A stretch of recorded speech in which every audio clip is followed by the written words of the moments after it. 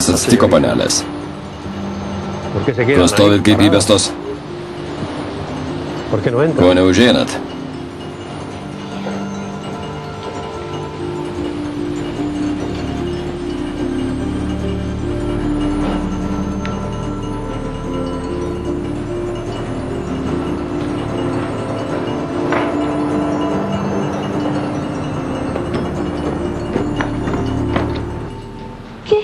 Ką tai reiškia? Atėjo kelios mokinės, panelė Dorotėja. Būkit geri, padėkit įnešti dėžes. Gerai. Kuri iš jūsų Mija Kolučiai? Aš. Malonu susipažinti. Ačiū.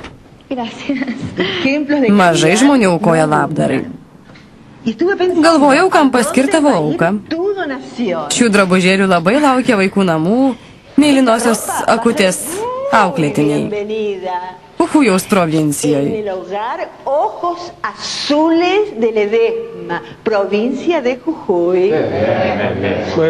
Elito gimnazija labai didžiuojasi savo mokinių norų padėti, todėl skatina aukoti labdarai.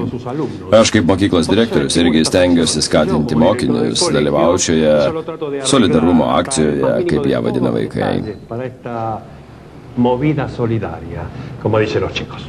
Mes manėme, kad čia mokinės iniciatyva.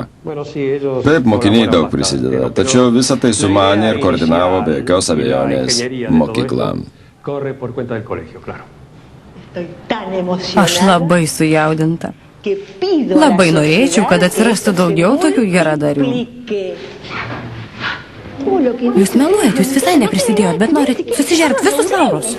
Norėtumėt paskelbti, kad sumanimas jūsų ir būti išmesta iš mokyklos už tai, kad pavogėt automobilį ir vakarai išvažiavot be leidimo? Norėtume, kad atidarytume dėžes ir pažiūrėtume, kokių gražių daiktų gaus vaikučiai iš Jujujaus. Žinoma, žinoma, tvarkingai sudėta. Kaip gražu. Nuostabu, čia Armani drabužiai. Visi mano rūbai. Visi mano rūbai. Mie? Kas atsitiko, panelė? Nieko, nieko. Sakiau mergaitėms, kad tikiuosi, jog vaikučiai labai apsidžiaugs Versace kostiumėliais, kuriuos jiems siunčiu. Tikiuosi, kad jiems patiks.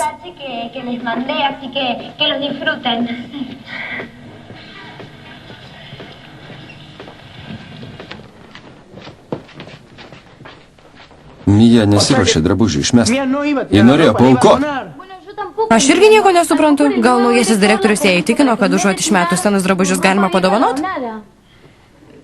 Tikriausiai todėl juos abu per televiziją parodė. Jei nori, nueisiu ir pasakysiu, kad aš dėl visko kalta. Ne, tai aš sugalvojau sudėti jos naujus drabužius. Turiu prisipažinti. Tarp jūsų ir tai buvo daug nesusitarimų. Ačiū, tu nuostabus. O kad Mijai taip atrodytų. Jei atrodys kitaip, ji visiška kvaiša. Tu labai mielas.